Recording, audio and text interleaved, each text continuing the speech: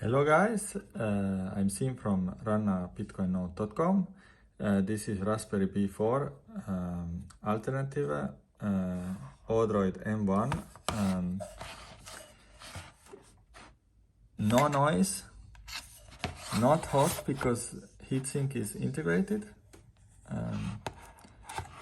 No consumption, basically 4.5 watts only. Because it has no noise, it's also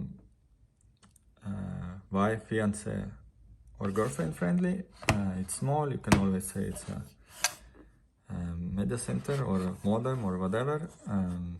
It has NVMe slot directly in the board. I use it with the heatsink. But yeah, it's a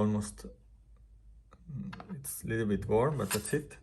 You can set it up yourself easily with Umbrel or some other FOSS software, or order from me plug and play option for it. Thank you. Hope this was useful. Bye bye.